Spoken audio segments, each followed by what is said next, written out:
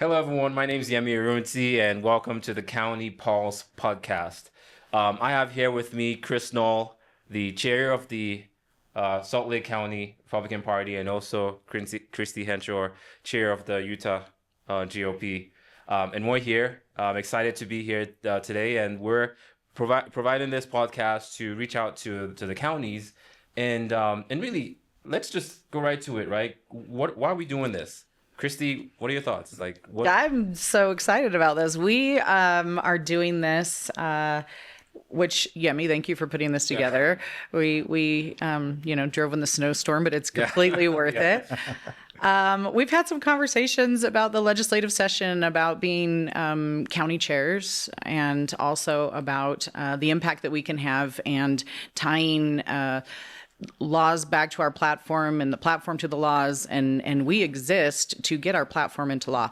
And I've noticed so often what we will do is we have to run the nuts and bolts of the party and keep things going. We have special elections that we run, we have campaign season, bless Chris's heart in particular during campaign season, because he goes all the way from caucus until the general, and some of us get a little breather in the middle. But outside of that, it has, after things kind of settled down, me and my steering committee had this conversation about how important our platform is and how important the legislative session is to our platform. Right. And so when you reached out and mentioned this, I felt like it was perfectly in line. So I can't thank you enough. I feel like if we, take a look at legislation that's coming through and how it correlates to our principles and our values, like that is where the rubber meets the road. That's why we exist. And so to not engage in the most important part. That's why I was so excited about this too, because you brought up, and I forget what you're calling it, the legislative. The LCCs. LCCs, right? And so we were working on something similar, but I think you're a little bit more organized in your approach. This kind of, to me, what that basically and what that is your House district chairs are going to be working with their legislators to kind of follow all the laws.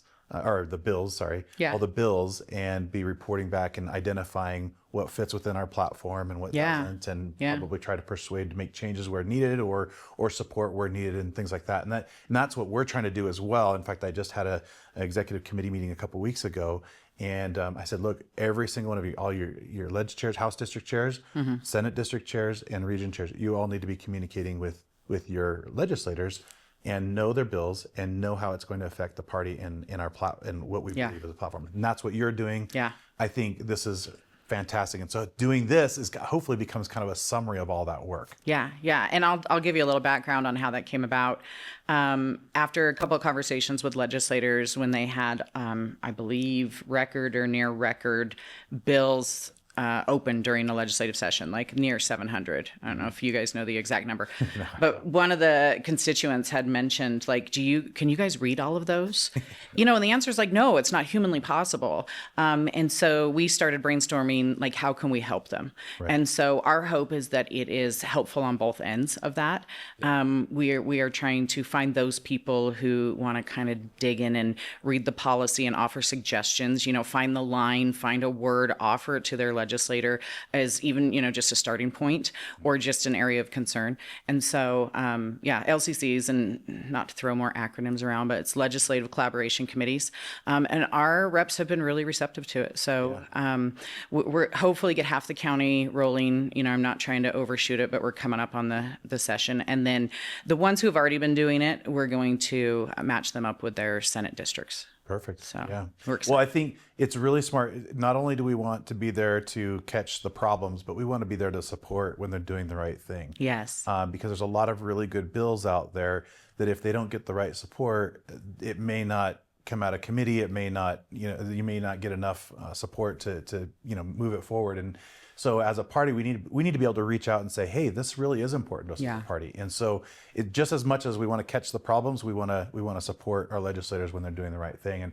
And I found that working with our legislators during this time is really, really important. I try to do it with our county council, try to do it with our legislators, try to do it with the state school board, so that they feel supported, not just attacked all the time. Yes. That's usually what happens. It's yes. just a lot of attack. And we need to be supportive where we can. So Yeah, and hopefully, we talked about this in executive committee, and we have the benefit, and he was gracious enough to accept a House chair. But Brad Dahl used to be a legislator, and he's also on our executive committee now. And he got pumped about this from an angle that I hadn't seen or that I didn't consider when we were thinking about this. He said it will, if they go through it and have this reciprocal communication going on, give a level of understanding and compassion for the legislator of, what they went through, how it was more difficult than they originally thought if they have a team that's going through it with them. And so that was an angle I hadn't thought of. And that call it sympathy, whatever, Yeah. whatever you want to call it, is really important, because legislators, it is a tough job trying to, you're representing a lot of people, and probably 50%, nearly 50%, at least in Salt Lake County, 50% don't support what you're doing, right? And so you have to kind of figure out, okay, how do I represent you? Yeah. When sometimes our principles don't align. Yeah. And that's hard to do. Yeah. So we've got to be supportive of our Republican conservative representatives when they're doing the right thing. And heck, we got to be supportive of the Democrats when they do the right thing. I have no problem supporting. Yeah. If they're doing the right thing, we've got to call balls and strikes. Yes. So right is right. That goes for everybody. Yeah. No, great conversation. And really, this ties into like my next question here is like, what are the hot button items currently going on in like your counties, right? I think of Salt Lake County. First thing that comes to mind is the Salt Lake County Council. The whole issue about the I guess it's the elimination of certain positions. That's all over. Yeah. What's going on there? Like what? Yeah, no, it is kind of a hot topic, and something that I personally am a little bit invested in. So we just had the elections. Carlos Moreno was just elected, who's going to be taking over County Council District 2 from Dave Alvord. Unfortunately, oh my goodness, Rochelle Morris didn't win the countywide seat, but and then Dee Theodore won her seat. But previously, each one of them had a policy advisor. And it allowed them, so like Carlos, for example, has, I believe, 7, maybe 8 cities that he represents. And so the way to represent those, in my opinion, is you need to be at some of the city council meetings. You don't need to be at all of them, but you need to be at some of them. Well, this is a part-time job, but it's not like the House, where the House, they meet, they're in session, was it 45 days? I forget exactly how many days, 45 days out of the year. Sure, they've got monthly meetings, they've got other things they're doing, but the city or the county council meets weekly and they vote weekly. So yeah, it's part-time, but those votes doesn't sound like part-time, right? Exactly. And then you've got a situation, so there's 9 county council members. And then you've got a mayor, and the mayor has, I believe, 7 deputies who are constantly throwing new, whatever bureaucratic idea. I'm sorry, I'm a little. Obviously, we have a Democrat county mayor, and so there's a lot of things going on in the county council. So my preference is, yes, each of those county council members should have their own policy advisor, so they can help with that load, because these county council members, they have a full-time job that pays the bills. This isn't what they do full-time. And so, yes, I believe strongly that they each need their own policy advisors. So is this a cut that happened? Sorry, I don't know. Oh, yeah, I'm sorry. I'm taking too long. Yeah, no, so what happened is just right after Carlos and Dee was reelected and everything, they cut 3 policy advisors. So now they're sharing these policy advisors. Okay. Now that's a significant cut, and the argument was it saved money. Look, I'm all for saving money. I just don't think this is the area you want to save money in, because now how do they properly represent 7, 8 cities, right? It's almost impossible, and especially with a new county councilman coming on that. Brand new. Is there an issue with, I know that generally speaking, we have some similar structures, that your policy advisor is usually, politically, philosophically aligned with you? Is that an issue too? Yeah, because they're going to be sharing some of them with the Democrats. But usually, or in the past, the county council had their own individual policy advisor who was aligned. They hired them based on, they got to hire who they wanted and based on what they wanted to accomplish. So if I were a county councilman, I wanted to do an interview and I said, hey, how do you feel about these issues?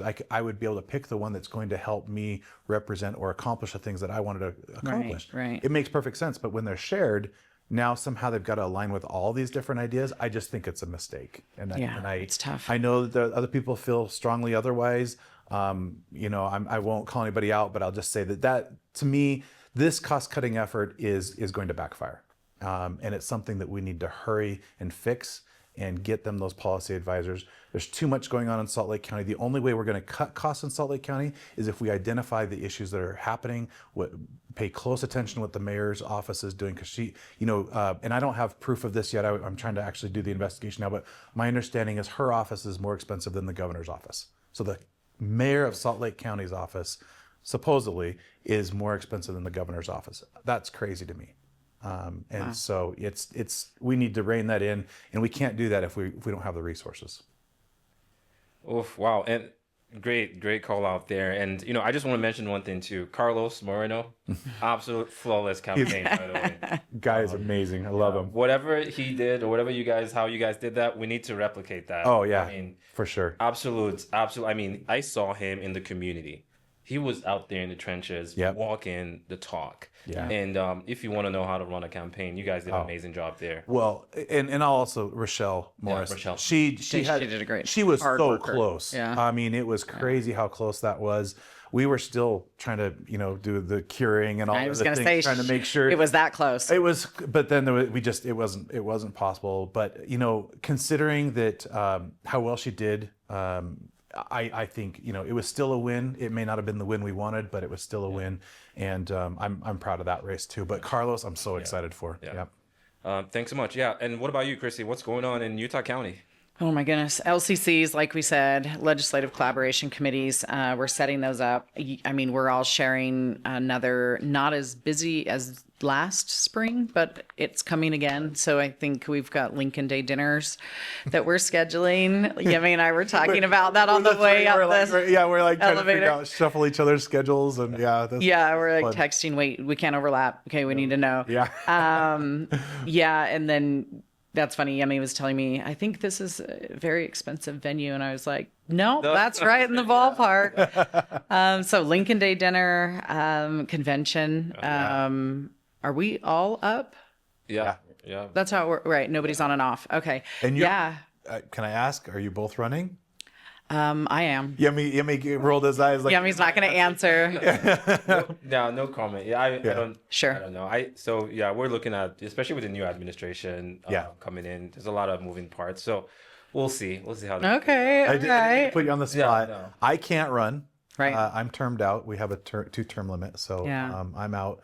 But no, which is a big heartbreak for me because you have been such a great resource. Oh, absolutely. Like, oh man. Well, you've taught me a lot too. Knowing what's going on and feeling like I was drowning saved me, especially at the beginning. So although I in principle support term limits, I'm very sad about Salt Lake County's term limits. I actually don't. I think that term limits are called an election.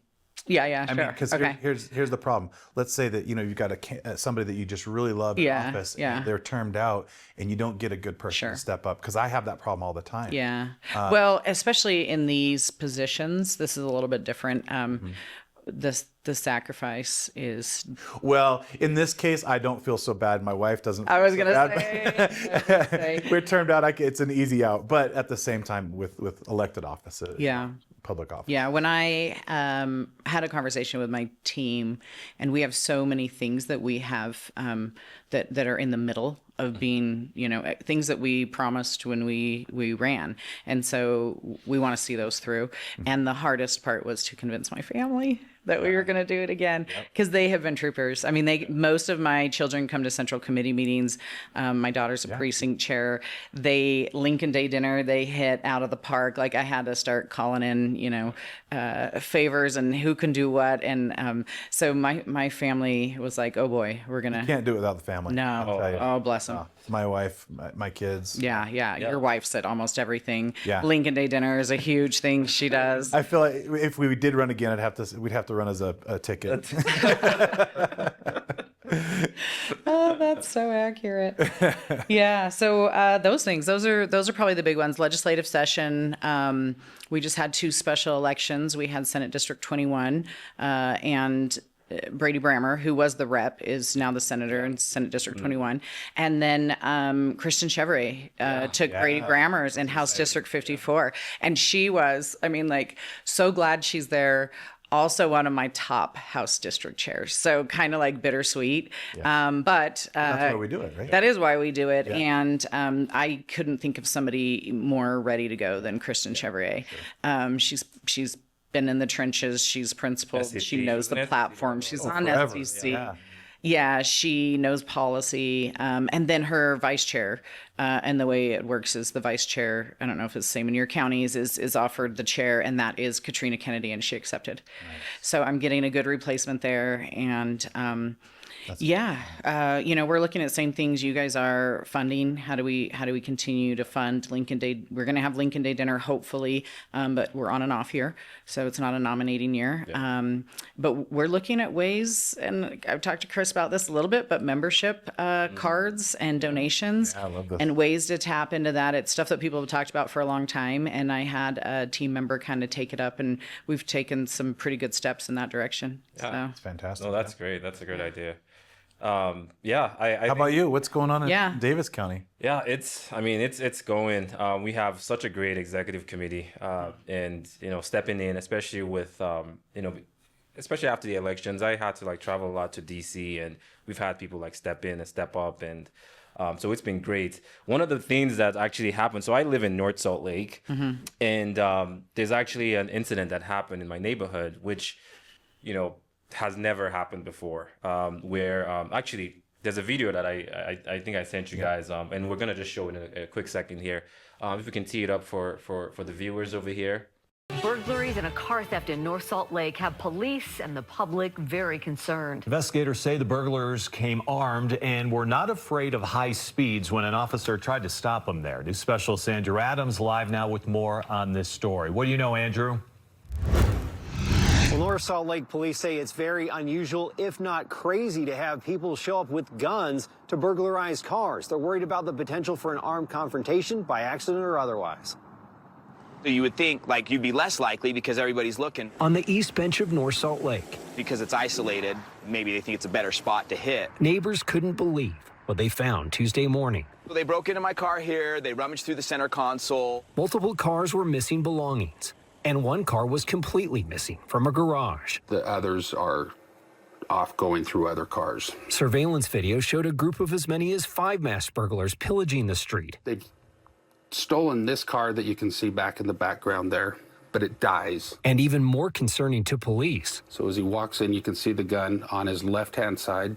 At least one of the burglars showed up armed with a short-barreled rifle. Which obviously poses a significant concern if anybody were to confront them or just happen upon them. Wow. I mean, that is just, you saw the guy with the short barrel rifle. Yeah. In North Salt Lake. Yeah. Yep. That is unbelievable. Yeah. What are you thinking when you see things like that happening in Utah? This is Utah. Those things don't happen. Yeah. And they do, obviously. Yeah. And I, we saw it in our neighborhood a couple of years ago, and I live in a nice neighborhood, in Harriman, but that was a shocker for us too. And having it here in North Salt Lake, I don't know. We've got to figure something out because this can't continue. Yeah, and that's next level. We've had break-ins as well occasionally, but that looks extremely organized. Mm-hmm. That looks, next level. So I'm sorry that happened. Yeah, that's not something you see come from in-state usually. At least that's my feeling. I don't know how you feel about it, but. Yeah, I've lived in my past life. I've lived in New York right. City. I've lived in Boston. I've lived in DC, and those major cities, or actually a lot of blue leaning states, right? Yeah. And you come to accept it in those areas, right? Right. But when I moved to Utah, I think one of the things that attracted me to Utah was the leadership in Utah, like the Republican strength, conservative values, family oriented, and I haven't been there for long, and now you're starting to see these things creep in, and there's some indications. I mean, increased gang activity, and for me, it's I've talked to a lot of constituents. When this first happened, I was getting a lot of emails, I was getting a lot of text messages, and they were asking like, what are our legislators, what's the legislature doing about this? What are elected officials doing about this? And a lot of families are scared. Yeah. Absolutely scared. And it sometimes seems like our elected officials are not listening to people or even considering how they feel. I don't know, is Utah even ready for this kind of increased? Yeah. I don't know. It worries me for sure. Knowing that it's spreading and it's getting worse, I feel like we can't sit back and allow it to continue. We've got to take action. Hopefully we can see some action. And I don't know, who these people were, but I think some of the things that we're going to see change this is maybe some of the deportations. Like I said, I don't know if was related, but illegals who have committed crimes. Well, they're illegal; they've committed a crime, but that's a problem because they don't respect the law.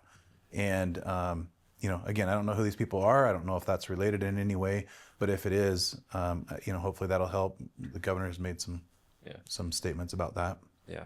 Because there have been reports, you kind of hear things from, different sources. There's some people allegedly that it's international gangs, allegedly, and things like that. And, I reached out to a couple of our legislators out in Davis County. I reached out to Carrie Ann, reached out to Todd, and, hey, what's going on, right?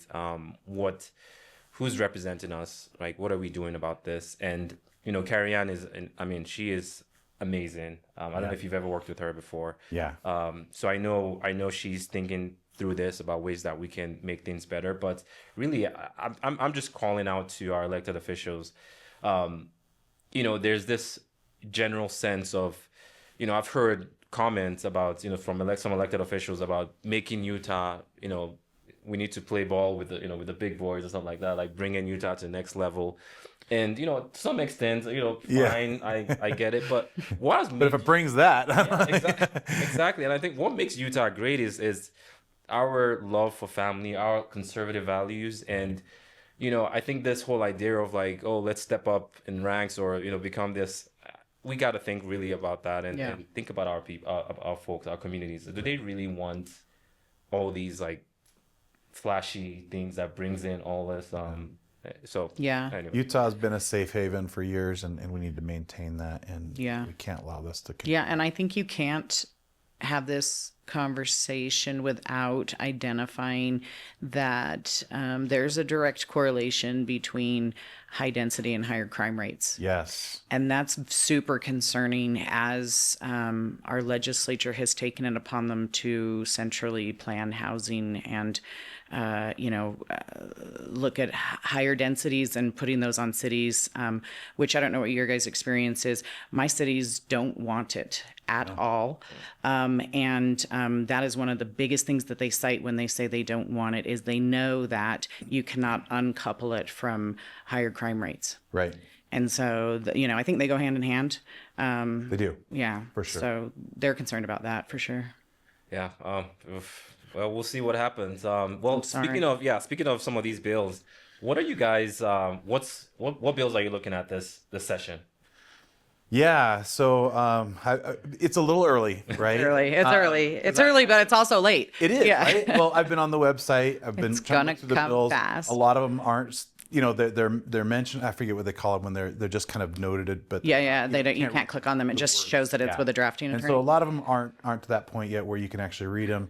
I like to actually read them. I like to talk to our legislators and ask them, what is it you're trying to accomplish? Why do you think this is going to accomplish it? So I tried to reach out to the ones that were out there. I talked to Jim Dunnigan. There's a few that are specifically going to affect the party. And so I look at those first as a priority as being chair. Jim Dunnigan has House Bill 27. And it seems kind of more administrative, but it actually affects the party quite a bit in that they're going to raise the maximum number of registered voters per precinct before they have to then split it, right? Salt Lake County, when I started, we had 680 precincts, and that meant 680 precinct chairs. Whoa. Yeah, and from the state level, the state delegates, we only get about 1,100 state delegates. Well, you have to have one state delegate per precinct, no matter what. So no matter what you lose a state, or you don't lose it, but every precinct has to have one state delegate. Okay. The problem with that is today we went from 680. Today we have 980. All of a sudden, 300 more precincts. You have 980 right now? 980 precincts, yes. Okay. So Wow. if we had November before last, we did make a change in our bylaws. Right. But if we hadn't made that change, I would have had to immediately give 980 state delegates to every one for each precinct, no matter what. And then the remainder would go to represent others. The problem with that is there was 10, for example, this is just one example. There's 10 precincts in Salt Lake City that literally have one registered Republican. Oh, yeah, you have islands. Yes. And so I had no choice but to say, well, you're now the delegate, right? You're representing, it's a one-to-one representation. You're the precinct chair, the vice chair, and the secretary. Yeah. Step up, buddy. Exactly. And we were trying to recruit, but it's one-to-one. Yeah. And then we'd have Bluffdale, which is the reddest part of our county, where we had 650 registered Republicans in one precinct. And I'm sorry, but because we had to dole out 980 to the existing precincts, you only get 2 state delegates. So that was 325 to 1 versus 1 to 1. Yeah. And guess what happens if one of those delegates don't show to convention? Now it's 650 to 1. And by the way, this guy still showed up. Yeah, So- we have this problem out west. So we've got all the development that went into Eagle Mountain, Saratoga, same thing. And so have looked at. So Dunnigan's running. But is he working with Rob on this? Because this will totally affect relative Republican strength. Yeah, well, first of all, relative Republican strength does not work. And I'm just going to say that. I did the research on this. You probably just said the most controversial thing on this podcast right now, It Chris. doesn't. Relative Republican, no, it is literally impossible to calculate because we've made changes over the years in the laws. I know this is, as chairs, we're like, don't say it out loud, Chris. No, I'm on the edge of my It is seat. impossible to calculate it properly unless you go and I say manipulate. You're not manipulating, but you're trying to. You do have to make guesses for it to work. It does not work. Yeah. So we changed it in Salt Lake County to say if relative Republican strength doesn't work, which it doesn't, then you can use average registered Republicans per precinct. Okay. But we also had the ability to combine precincts that were adjacent. So now what we've got, so instead of the 1-to-1, 325, we were able to join those together, and so that there wouldn't just be one, and we could have more in a precinct. And we say, okay, for every approximately, we figured out what the average would be to the total number of Republicans. So now the average is 138 registered Republicans to 1 delegate. Okay. And so we have that. You're allocating your we're representation. saying, it should be somewhat equal. Right, It's not right. perfect, but it's somewhat equal across the county. Okay. And So just to be clear, because this was a tough one and I can speak this language now, but I did not understand this at the beginning. So I just want to be, so people understand. The state and county can look at the geographic lines that are precincts. But then the Utah GOP looks at and how they're going to allocate delegate seats. And so it's one is here's where we draw the lines, and here's the other one is here's your numbers and how are you going to allocate them. Right. Yeah. So from it's a kind of state level, it is. When I say it doesn't work at the county level. Right. At the state level, it actually does work. Right. Because they're looking at the complete numbers. Yeah. As to how they're going to allocate those delegates. But from a county perspective, it is impossible to do using relative Republicans. I know. Man, this has been a tough one for me, and you are right. It took me a long time, and we actually had a couple separate meetings where we all kind of laid it out, and it works a lot of the time, but not all the time. And in those cases, and a little easier for us than you, because we don't have those single islands like you do. You do have a different situation there. Yeah, and there's some solutions on the table. I have some people on my executive committee that have been looking at this for years, and it does actually, when you whittle it down, come to a philosophical difference. Yeah. And so just, me, where are you guys at? Christy, what are you looking at? Like, what bills are you sort of like looking at right now? Oh, well, I'm looking at subject-based ones right now. Same thing with Chris. Some of them, and I don't want to mention any specifically, 'cause some have been red flagged, and sometimes you need to just call the legislator and see what the deal is. Yeah. I don't want to say anything and have it too. But I'll tell you subject-wise, I don't want anything that will increase mandates for high density. I very much believe that cities, and we can go into the weeds and we don't need to here, but that cities should be over planning and zoning. It's the closest to the people. They have the look and feel. They should have the look and feel. There's a reason why Park City grocery stores look like cabins before you walk into them. And I'm of the opinion that they have the right to do that. And so planning and zoning, anything that gives any sort of, higher density outside of people being able to, relatively do what they want. I'm a fan of, if you have a basement apartment, you should be able to have a basement apartment, but don't put a high rise in my neighborhood, I think that's probably, if we were to take a poll, one of the biggest issues, aside from the other one that we talked about where we saw the video, people have concerns in that general area. That's probably it. Specific numbers are going to come out for me a little bit later. So we talked about the Ray Ward bill. Now, the wording is not out there. The signature amendment, right? No, this one is No. the housing construction amendment, right? Yes. And there's two. Yeah. There's two stories of what this is. I know. I was going to ask you. But the wording's not out there, so it's kind of I called Ray Ward to talk about it, and he actually gave me a really great explanation, which I appreciated. Yes. Do you want to kind of? Well, here's my thing with this is my political history has a lot of local government, local municipality, background to it. And there used to be a culture with the state legislature that was very, very heavily local control. And when you would bring up something like this, they would defer to local control. That is not so much the case anymore. And so even with Ray Ward's bill, I looked at that and I thought, even if what he's trying to do, I would still prefer the answer to be deferred to local. For the local city. Okay, so let me explain really quick. One person described it on social media as every single family home, every resident that's single family designation is a plus one. Yeah. Will get a plus one. Yeah. They could build once. Now, I called Ray and I said, explain this to me. And he said, you have to be the owner of the home. Okay. So you can't just be a renter. You can't already be renting one out and then just create another unit and build on your property to do that. You have to be the owner living there. Okay. Which that's where I'm like, well, wait a minute. Because while I support the local zoning, I've always felt that it's too restrictive to a landowner who maybe needs to, mother-in-law home or whatever it is. Yes. And so in some ways I'm thinking, well, this is actually a good thing. It's giving the rights back to the property owner, which isn't that what we support? Property ownership? Yes. So I'm kind of on the fence on this one. It's interesting. The way he describes it, I think I would support it, but as long as there's certain parameters in place, certain restrictions. Yeah, and I would still say go fight that at your local. And for me, there's a big difference between and property ownership all the way. Like I'm slightly extreme on that, where someday my dream is to see property taxes gone so that you can, and that money found somewhere else so that you can outright own your home. Right. And so for me on this one, it is, there's a distinction between property ownership for development and property ownership for living there and owning it and residence. So. Yeah. I think the principle though is local governance is always better. And ownership of property should mean you are the owner and you should have control to a point, right? Yes. So I just it's a tough one. Yeah, I agree. So we're coming up at time already. Yeah, I know. Well, do you have any that you've been looking at? No, I just love the signature amendment. Can we touch that really quick? Yeah. Okay. So I talked to Ray Ward about that one as well. The idea, and I first of all, 100% SB 54 has to go away. Has to go away. Has to go away. Yes. If anybody says I say anything different, they're lying. Can you just say that to the camera real quick? SB 54 has to go away. The party owns the nomination.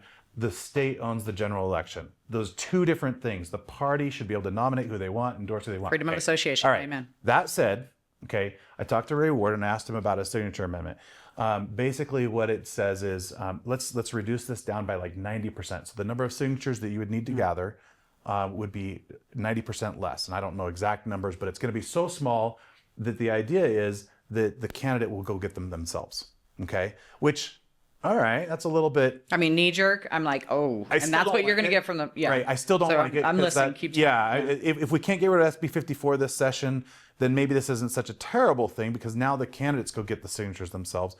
However, I didn't. But that's still a don't- hope, not a guarantee. That's a hope, right? Exactly. And so he says, but he goes, and maybe I shouldn't say this. Well, I'm going to say it. There is a second version of it that he's writing that says you cannot pay somebody to gather signatures. If we can't get rid of SB 54, I absolutely love that idea.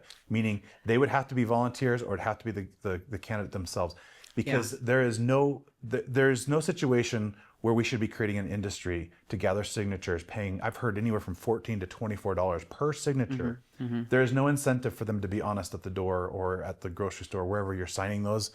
The volunteer, it must, in my opinion, if you're going to go down this path, it must be a volunteer. It shouldn't exist anyway.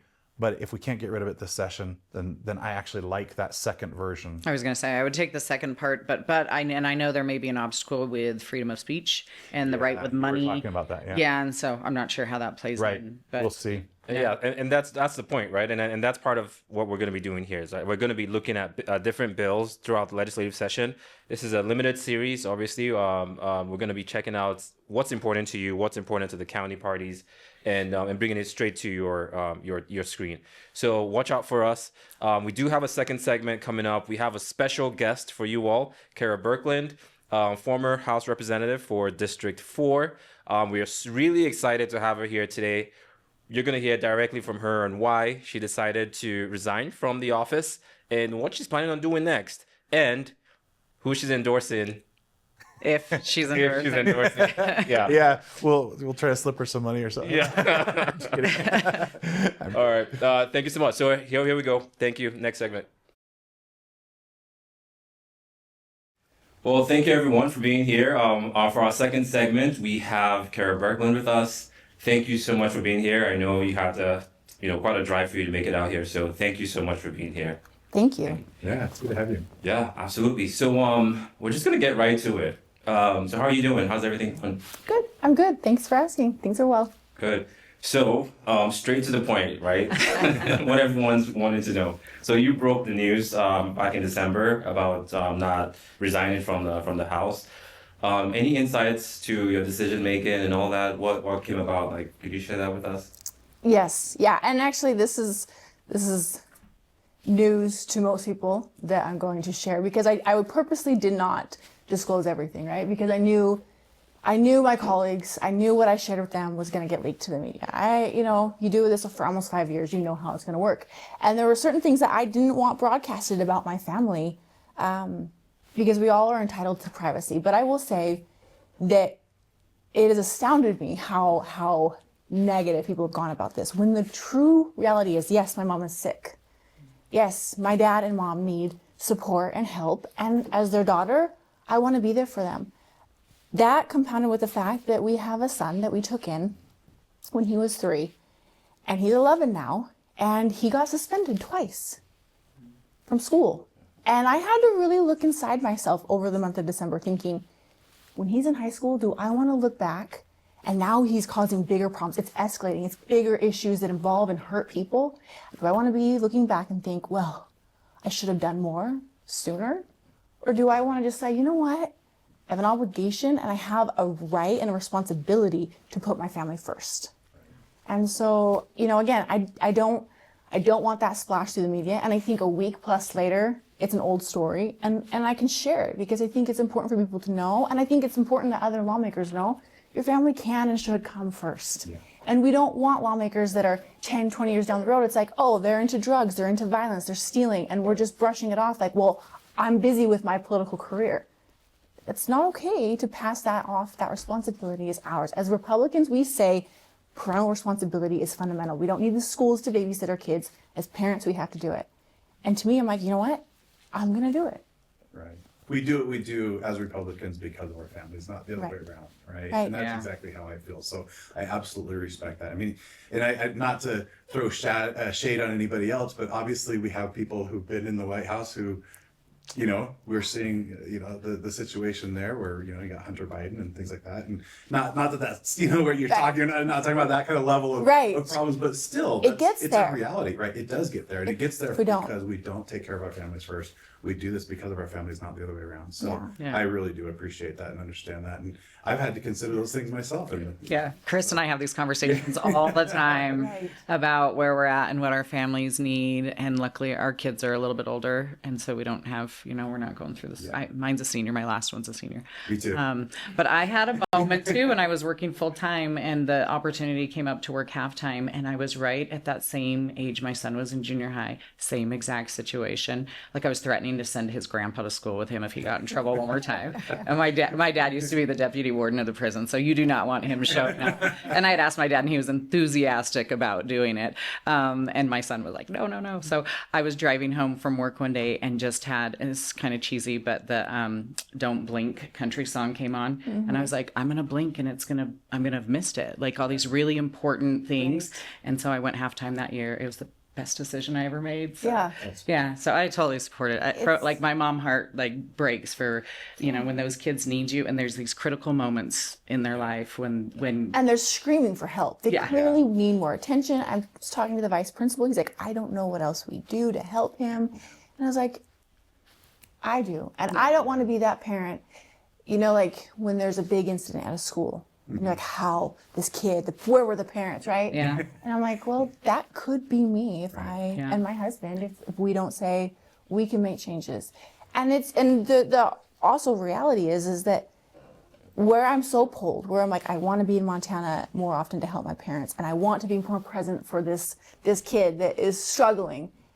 My constituents also need a lot of help and attention. In the last 2 months, thanks to some legislation, the itty bitty city legislation, things like that, has really affected them in negative ways, and they need a lot of help and support. I'm like, they deserve someone who will fight for them, and I'm just too pulled. Well, that was the next thing I wanted to go back to. You said your mother needs help. So that's interesting because if your son, you're dealing with kids and your mother, what a great experience though to be able to bring them into that time.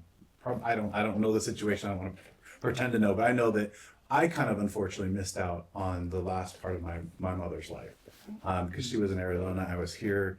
I didn't know she was going to go that fast, and I've always kind of regretted that, to be perfectly honest. So I think you're doing the right thing, and you don't want to regret those times.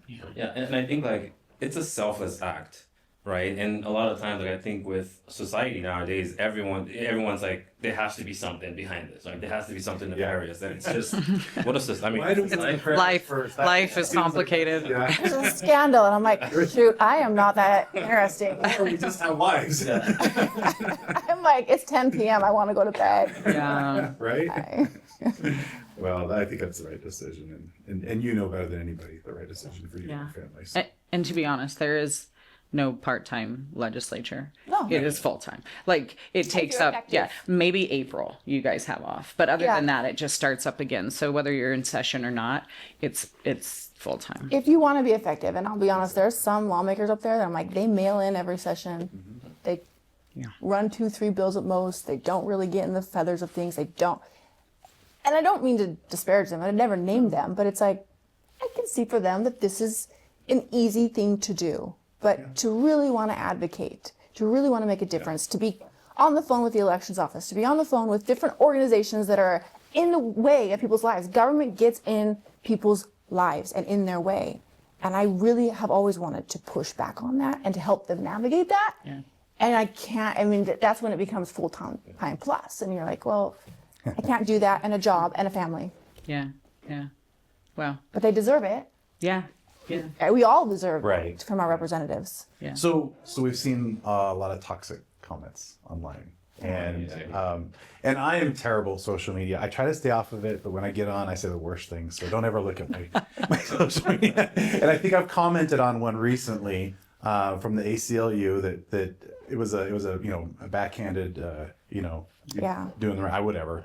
I think what they said was Kera Birkeland determined what was best for her and her family, exercising the freedom and autonomy she worked to deny others. What did you think of that? Well, number one, ACLU always fights to help have abortions. They fight to kill babies. So to me, it's laughable that I'm trying to preserve my son's life. I'm trying to preserve my mother's life because I believe her life can be, she could be given more years if given the help and support that she and my dad need.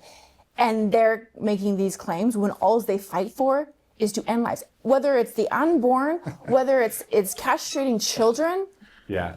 I'm like, it's laughable to me. Yeah. Well, I think it's funny because whenever I talk about pro-life and how we need to be pro-life, the response is always, well, you don't take care of or you're not going to be the one who's going to be taking care of this child. Well, first of all, that's crazy because I know plenty of people who want to adopt. But despite that, just like what you said, right? They're the first ones to fight this, and here you are, you're trying to take care of your family, do the right thing. I just find the whole thing ironic. And I know. I'm like, how many in your office, how many of your critical thinkers have adopted these kids that nobody wants? Well, excuse me, I've adopted them. I know a lot of Republicans, and there are Democrats that have adopted them. But all you do is ruin lives. So I don't really want to hear any more that you have to say. Exactly. Maybe that was a bad example because that was pretty extreme. And I think I even commented, I don't remember what I said, but I even commented, I was so mad when I saw that. Yeah, I love getting alerts from Chris when he posts something else. Yeah, me too. It's always spicy. So. I wait to see if Chris is gonna do something about it, and he usually comments, and I can just be a voyeur and just watch. You know how many times I write something and delete it? And then have to rewrite it and then delete it again, and then I walk away. I think that's why I'm not a really great politician. I was never really going to, and nor did I aspire to be great, because I want to say what I think. Right. And I want to say what no one else has the ability or desire or the courage to say. Not speaking of you guys at this table, because you say what you need to say because you represent the Republican Party and those principles need to be espoused. Right. But so often I feel like lawmakers are like, I don't want to step on toes. I don't want to make enemies. And I'm like, I'll make the enemies. I don't care. Yeah. No, and I'm glad you're that way. Like I said, when you walked in the room, you're one of the greatest. We have a lot of good legislators. I feel like you're one of the great legislators. So thank you for I appreciate being that. person. Yeah. Thank you. Okay, so that was a toxic comment, or gosh, I kind of hate that way, I'm so for freedom of speech. Let them say that, but also, let the defense happen. But on the positive side, if you are to look back at the past 5 years, what would you say are your greatest accomplishments, the things that you'll be the most proud of? I think my time, just almost 5 years in the legislature, I tackled a lot of obviously challenging issues that had gone under the radar, that people had talked about wanting to do but didn't do. I'm not a feminist, but I'm not opposed to standing up for women's rights. Whether it's in 2024, I had HB 55 that talked about not requiring and mandating that someone files a non-disclosure if they're sexually harassed or assaulted at work. I mean, that to me is unbelievable, because 70% of women are the ones who are sexually harassed and assaulted at work. And to say that you can't work here if you don't sign a paper saying that you won't disclose if that happens, it's asinine. That's how things get swept under the rug. Exactly. Yeah. And then behaviors, and the problem is we don't address the root problems, because women become very upset. They feel very then entitled because this happened to me and I was shut down. So now I'm mad. Now I'm angry. Now the system doesn't work. And we lose them as contributing members of society. Yeah. So, obviously that one, obviously preserving women's sports, preserving women's spaces in the bathrooms and locker rooms and all those things. It's like, to me, it was just common sense. Yeah. And it was hard. And I never really understood why it was hard. I'm like, this is common sense. It was. And I felt like, why aren't we talking about this more? Why aren't we getting the word out? And you jumped in and really, you really took control of that. That was one I was really excited about. Yeah. And I knew that we needed to deal with. And then just to add on to that, it opened up the conversation in Salt Lake County that we had to realize that we had a problem there with the bathrooms. So I don't know if you know what happened there, but I think we've come to a pretty good consensus or understanding of how that's going to be dealt with in Salt Lake County now. But that was because of the work you did, and so I was happy about appreciate that. And not every bill. I'm one of many lawmakers, 75 House reps, all the senators. Everything doesn't get to be the way I want it to be. I don't have full control that way. But I feel like a lot of times as Republicans, we want to get to the end goal here. And my philosophy has always been, if we can start moving that needle, because the left has been moving that needle for decades. They lay in wait and they are moving that needle in their, in my mind, negative direction. And then as the right, we're like, we either get here or we stay stagnant. And I really, and some people hate my approach of that, of like, if I can incrementally get to here, then that's a positive win for common sense. And so, you know, not every part of the bills were always everything I wanted, but I think it definitely moved the needle. And, you know, I was reffing a basketball game last night at a local high school, and one of the girls, she's like, hey, thank you. And I was like, oh yeah, happy to ref. She goes, no. She's like, not that. You know, and we had a quick but really nice conversation. And I think, and that, like, I look forward to getting to that point where when I show up, they don't know who I am. I'm just the ref, but I know the impact, right? I had that experience of knowing, like, they get to just live under what should have been the normal, like not having to share a space with a guy. And they don't know that that was a fight, but they get to enjoy it now. You know, it's fun. What's funny about that issue is it came on so quick as a society. Like we all looked at each other going, how is this even an issue? Like, you know, and then you're dealing with it. And look, I had a problem within my own executive committee that with somebody who decided to transition, and it was affecting my wife and other people because of the closeness we had with this person. And we sat back and we go, how do we deal with this? And some of the things that the conversations that you were having in the public and others were having in the public, it wasn't just you, but there's others, helped me to understand how we deal with it. I knew what was right and what was wrong, but you also have these people, which I personally think are a mental health issue, who, you know, we got to have some sympathy for people who have mental health issues. And it was hard to figure that out. And so the whole conversation, you brought it out. You brought it out into the open. We could have the conversation, and it was easier to figure out how to treat adults like adults and you know, do the right thing for the kids and the girls and everything. And so I just, overall, it was needed, but it came on so fast. Yeah. And it was hard, even as the Republicans, to know navigate it. And one of the biggest wins I feel like, honestly, was in HB 257. It was always a misdemeanor. I'm like, if I have a man in the bathroom preying on my child, he should not get a misdemeanor. I don't care about his mental health in that moment. It's like, in that moment, you're like, he did something wrong. Yeah. And misdemeanors have got to go when someone's been violated. Like, that's just unexcusable. I don't care if it's their first offense. That's a private space. You're doing something very private, and you want to just slap their hand. God forbid I'm there when that happens. Right. But now with the bill, it's a felony. It is a felony, and I think, you know, we always talk about we keep the death penalty because it's a deterrent. Well, what's a better deterrent? Like, if we just slap everyone on the hands constantly, we have no deterrence in society for what happens. But by saying, you know what, it's going to be a felony, I think we've actually, in Utah, have deterred a lot of men who are using this, what they see as a loophole. I can claim I'm who and what I want, and prey on women. No, it's still a felony. No, it's a felony. It's a felony now, pal. Like, you're not going to get a slap on the hand because you made a claim that your gender's fluid and we get to just take on any identity we want now. No, you did something wrong in there.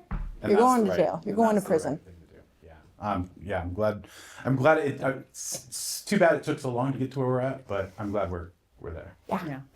So, and not that it's all solved, but no. There is a cleanup on 257 and some other things. I mean, because it's like you try to think every possible scenario, how it's going to play out. Oh, didn't think about that scenario. Talk to schools, talk to parents who have these.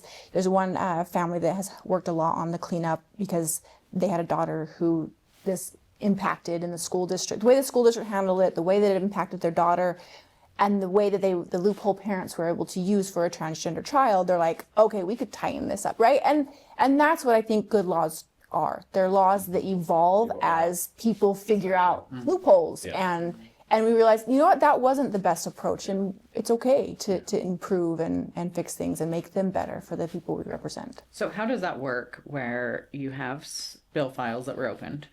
Do you personally try and find people? Do you turn it over to leadership? It is a combination of both, of bills that you still have a vested interest in that you want to go through. So I have reached anything that is like very important to me, the copay accumulator bill, the cleanup bill, the sexual trafficking bill. Like, I reached out to the colleagues that I trust. I know that they're going to keep it in line with what I had worked, over the last year on. And, they've agreed to carry them, and then it'll be kind of up to leadership at that point to decide, we're going to let it out with this sponsor, type of a thing. But so it's a combination. Yeah. Cool. Yeah, amazing. So one question I wanted to ask too is, like, what are you going to miss the most about your district? Your constituents? Like, I know it's got to be tough, obviously. Like, but what are you going to miss most about the people that you served and represented? Just the people, honestly. Town halls where I got to talk with them and hear from them. I was in my letter to the speaker when I resigned. I was very sincere. Like, we have some amazing patriots in District 4. They care about their country, their God, their freedoms, and that energy I will miss because I won't be as involved with it. I'm shifting focus for a while, and I will miss that. I'll miss the colleagues up there, and I won't miss all of them, obviously. Name one of them. Let's get this. But I will miss a lot of them, and it's interesting. Obviously, I had a very different experience, than a lot of lawmakers, where like I took on big issues.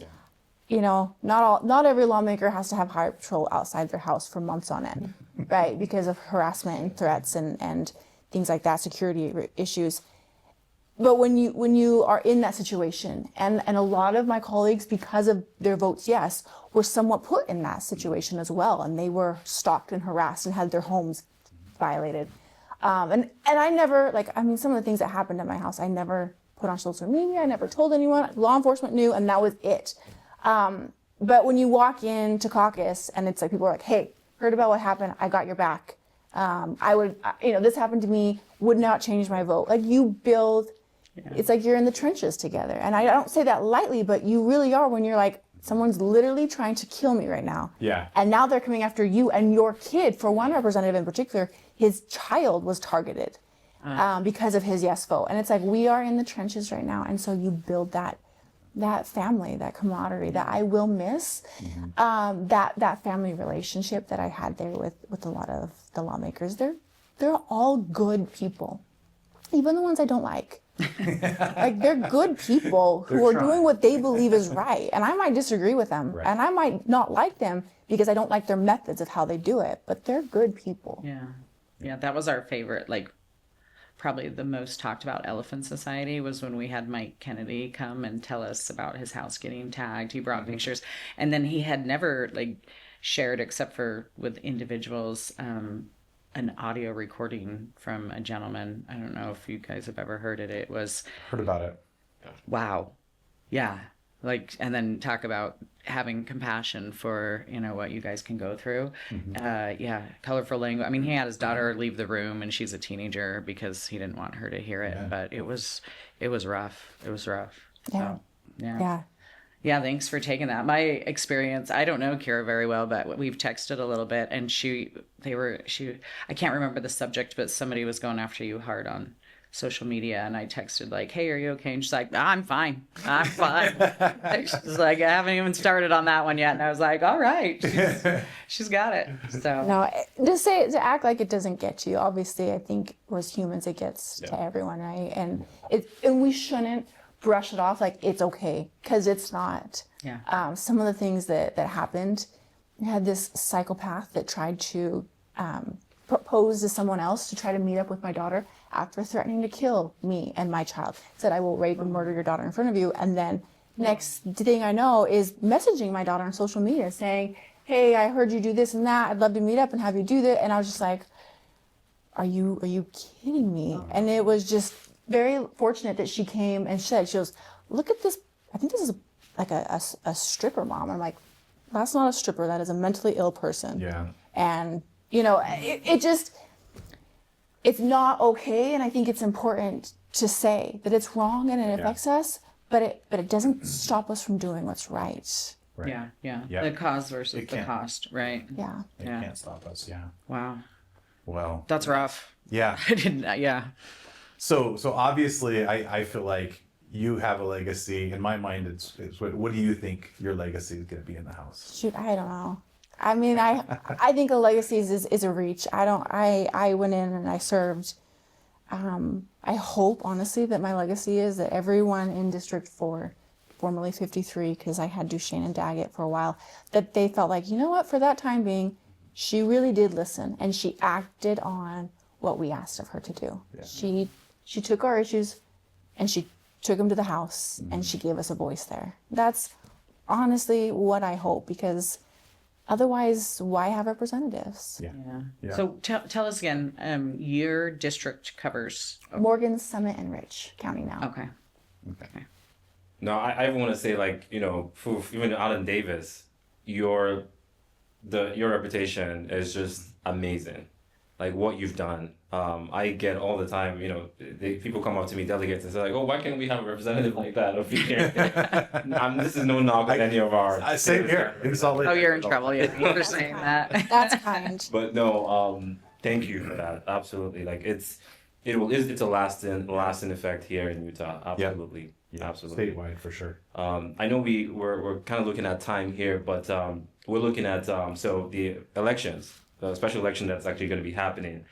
First and foremost, I did see some tweets about messages about you not doing the Utah GOP, you know, doing them a disservice by, resigning like with short notice. And I'm like, no, Rob's an adult. Yeah. The Utah GOP is, that's a well-oiled machine, and they'll get it done. It's not an issue at all. We've all had special elections, I think, right? I know Yeah. me and Christy have. I don't remember if you have yet or not, but we deal with it, right? Yeah. And We do them weekly in Utah County. So Yeah, I think I've had 5. yeah. But Yeah. this being a multi-county, the state party is going to manage this, right? Yeah. So So people stop. Yeah. It's dealt with. Yeah. Okay. They know what they're doing. Yeah. And I think more importantly, I think it's way more important that you have someone filling that seat who can commit to it, that's just showing up for the people, than to have me just sitting there completely preoccupied. That's selfish. Yeah. And I think Rob and the rest of the state party and all the voters would be like, no, I want to get this done, and I want to pick someone who's going to go in with strength, with power and vigor to do what they're elected to do. So I just really appreciate Rob and everyone involved in doing this special election. Yeah. So last question: who are you endorsing? I am not. I am. One thing that always bothers me about politicians is like, I stepped out, but now I want to control what happens. I did not tell anyone prior to my decision to withdraw that I was going to withdraw. I talked with people saying I'm feeling pulled. I'm feeling like I can't represent well. I'm trying to decide what I want to do. Do I see it through to the end of the session, that type of thing. But I did not talk to anyone about it. So I want to see who steps up and rises to the occasion, and I hope that, I believe we have really smart, good delegates. Yeah. And I honestly, I'm hoping that there's a good turnout with delegates, because this is their chance to really show what difference they can make, and that they elect someone who will listen and who has the humility to do what they're asked to do, but has the fight and courage to take a stand. Yeah. Yeah. I hope so. We got big shoes to fill here. So. Yeah, they do. Hopefully we have we had 93% come out for House District 54. And so I'm hoping your district shows up as well. And for me, I see those numbers, and the conversation, that we're not active, that things aren't rolling, is just absolutely not true. It's not true. Well, I was a county party chair. Yeah. So I get it. And you're like, I'm over here. What do you, like, all this that happens. Tons is happening. Happens because people are doing it. Right. So. Yeah. They'll come out. Yeah. Okay, great. We just want to thank you again for making it out here. We absolutely appreciate it. And this concludes our session, and we'll see you all next week. Yeah, thank you. Thank you so much. Hey, thank you guys. Great. Thank you, everyone, for listening in and tuning in to our podcast. Thank you, Chris. Thank you, Christy, for being here. It's snowing today, and they made it down here, so we appreciate all of that. It's the drive back I'm worried about. Yeah, absolutely. So, again, we're going to be doing this during the legislative session. We're going to be looking at bills. We're going to actually invite people from leadership and from the legislature, and we'll hopefully get them in there and see what's controversial and get that right to your screen over there. So please leave comments, send us a message, let us know what's important to you, what you want us to talk about, and who you'd like to see on this podcast. Also, just want to close it out. Any last words, Chris, Christy, any last words for the viewers? Yeah, I always have last words. don't ask me that, Yemi. Yeah, I think this is the most exciting time. Like we had a 72% new delegates in our county this last year. So there has been this narrative driven largely by the media that the Republican Party and the caucus system is dying, it's archaic, it's dead, and it absolutely is not. Like, we had 1,100 people show up for our first training. We have massive engagement. I said we had 93% in our last special election.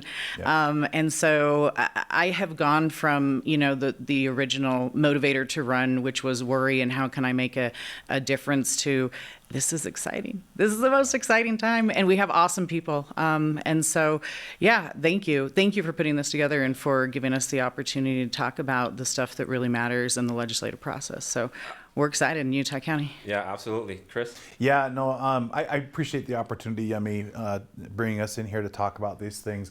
I echo what you just said, Christy. This is exciting, and we do have some really great participation in the caucus convention system. It's not going away. It is so strong. It's strong. And anybody who's trying to undermine that or say otherwise, they're out of touch.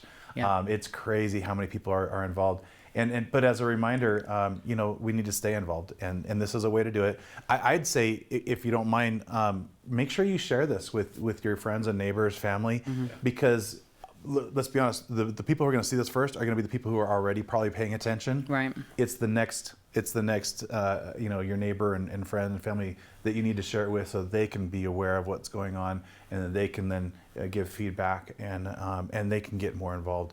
And I'd love to see them all at caucus in 2026, right? Yes. So, yes. 26. Yeah, you got to think about that. It's coming. So, but hopefully, I think this is a really great idea. I'm glad you put it together, Yemi. Absolutely. Yeah. Great. Thank you, guys. You heard it. Also, a special thank you again to Kera Birkeland for coming out here to be with us. And we'll see you next week. Have a good one.